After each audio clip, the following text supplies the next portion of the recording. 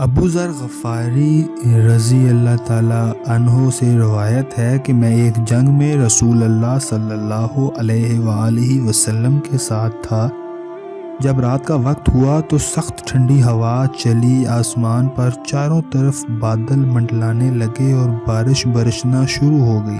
نصف رات کے قریب گزر چکی تھی۔ آپ کے معروف صحابہ کی جماعت جناب کی خدمت میں حاضر ہوئی اور عرض کی، یا رسول اللہ صلی اللہ علیہ وآلہ وسلم، لوگ سردی میں مبتلا ہیں، آگ جلانے کی کوئی چیز نہیں، درخت بھی ہرے بھرے ہیں اور پانی کی وجہ سے تر ہیں، جس کی وجہ سے آگ جلانا ممکن نہیں۔ سخت سردی کی وجہ سے اہل لشکر ہلاکت کے قریب پہنچ چکے ہیں، اگر آگ کا انتظام ہو تو بہتر ہے۔ رسول اللہ صلی اللہ علیہ وآلہ وسلم نے اہل لشکر کی مجبوری سنی تو آپ نے حضرت علی رضی اللہ تعالیٰ عنہ سے مخاطب ہو کر فرمایا، اے علی اٹھو، ان لوگوں کے لیے آگ مہیا کرو۔